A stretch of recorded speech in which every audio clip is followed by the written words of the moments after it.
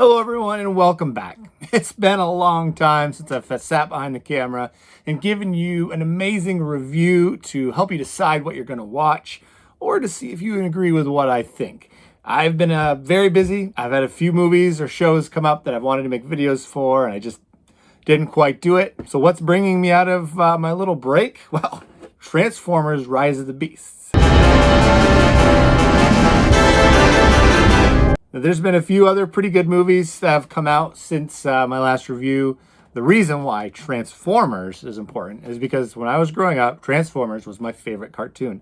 I would say Optimus Prime is high up on the list of all-time favorite heroes. He is the Transformers version of Captain America. That's how great he is. And I would credit the original Transformers cartoon movie as being a movie that really got me into cinema, just because you killed off your main character in the first act. Who does that? That doesn't happen. That hardly ever happens now. That was a shocking death to a little kid just going to see his favorite cartoon hero finally on the big screen. And I didn't have my channel around during the Michael Bay Transformers movies or even the Bumblebee movies. So I was excited to finally get a Transformers review up for you guys. And I'll have to say this one was okay.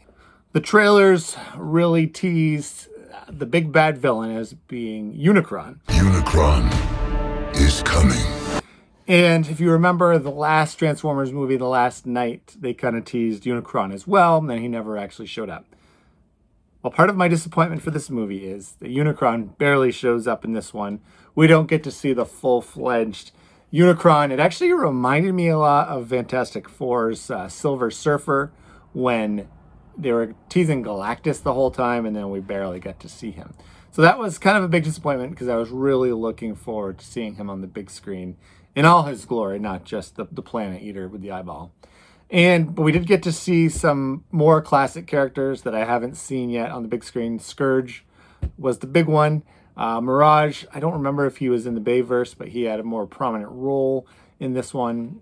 And other than that, there was the usual cast of characters. There was Optimus Prime, of course, and there was no Decepticons in this one either, which I thought was pretty interesting. Plus, we didn't get to see Galvatron, who we did get to see in one of the other Transformers movies, so I was kind of bummed about that as well. I also have to point out that I did not really watch the Beast Wars. I got at a certain age where I kind of stopped watching cartoons, and I've since kind of gone back as I've had children, but I did stop, and Beast Wars was just at that point where my life kind of changed, and I just didn't watch cartoons as much anymore. And I thought the idea of Optimus Primal was kind of odd. Knowing the backstory a little bit more, it actually does make sense that he does it in honor of Optimus Prime, not just trying to copy or whatever. But I didn't get it at the time. I get it a little more now. I've always had a hard time with Transformers movies because they have to put a human story in there, and I thought this one was pretty generic. You had a guy down on his luck trying to save his brother, which is a noble cause. And then he decides, instead of working on that problem, he needs money for the medical bills. And he turns to a life of crime, which that all makes sense in desperate times. But then he decides to go try to save the world instead. And I get it. Without a world, you wouldn't have his brother. But also the thought is, you might not have a brother even with a world, so why wouldn't he keep going down that path? So I never really made much of a connection to the humans, although there was a historian that kind of figured out the codes to where the Maximals came from, and I thought she did a great job. She was played by Dominique Fishback, and her name was Elena, and she was by far the best human part in the movie. Now, another thing that really bothered me, and usually I must have turned over a new leaf after my last video, because usually I'm super positive, and maybe it's because Transformers is so near and dear to me that I have super high expectations.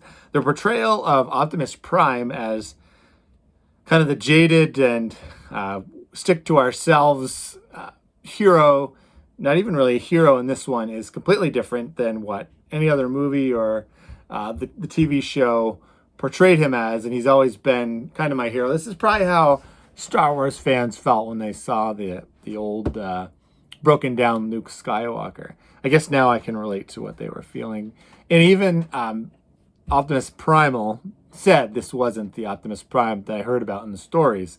And I don't know if you caught it, but the Maximals are from the future, and they come back in time because they have a key that is what Unicron is looking for. So that's kind of the plot of the movie, is Unicron's looking for power. All these Transformers movies, someone's trying to look for some kind of power to rule the world, and these Transformers are trying to get back to Cybertron. And this is also kind of a sequel to the Bumblebee movie, but I don't think you have to watch the Bumblebee movie to appreciate this one. I will say, ranking wise, this one was not as good as Bumblebee. I was getting kind of down on the Transformers franchise after every Michael Bay installment, and then the Bumblebee movie was a breath of fresh air. And I loved the way they designed the Transformers, or the Autobots and the Decepticons, made them look more like the cartoon versus the Michael Bay style, which I kind of felt like this movie went more back to the Michael Bay style. Now, it wasn't over the top in your face like that one, but it was, they didn't have that same classic look that I really enjoyed from the Bumblebee movie.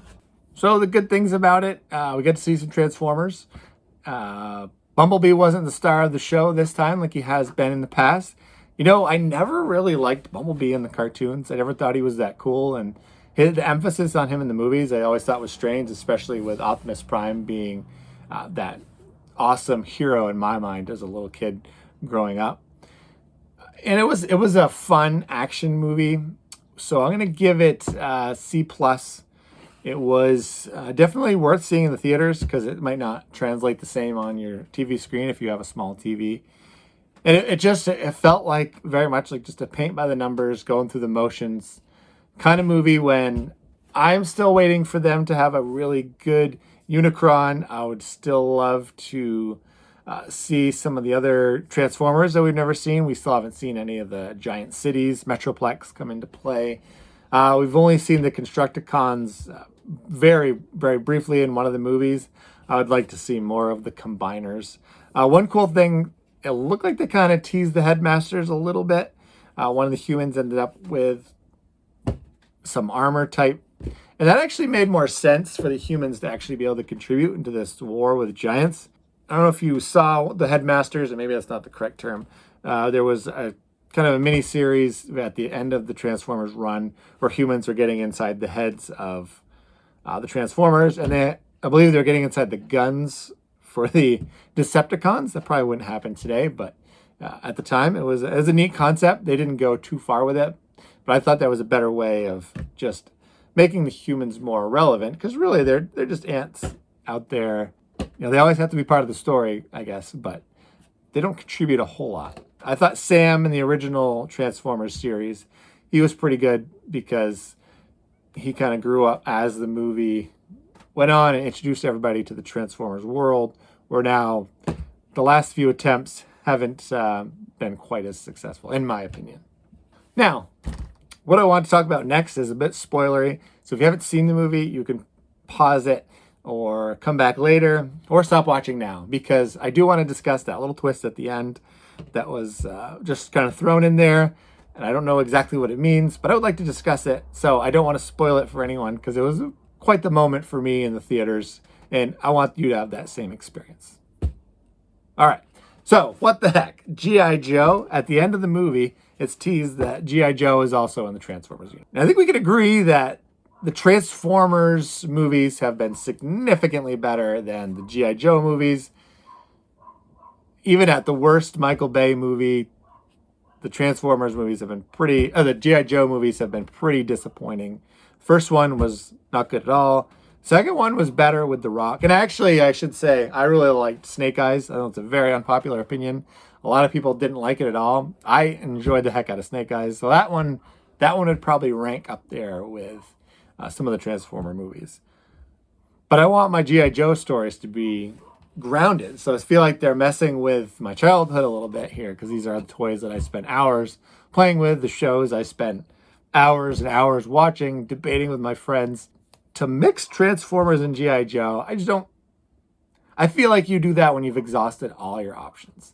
It's just going to feel weird. It's not going to be the same. I want to see I want to see the Transformers battle the Quintessons, go back to their origin. I want to see a Transformers movie on Cybertron. I think there is an animated one coming out, which is more of a prequel.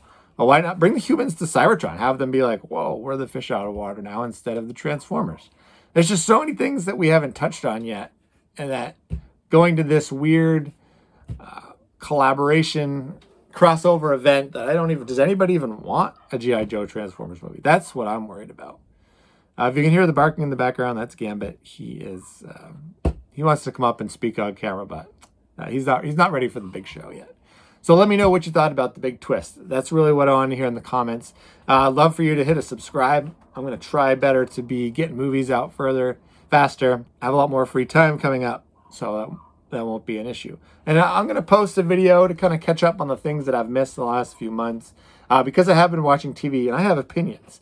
But the most important thing is I want you, when you watch my video, to have something to brag about.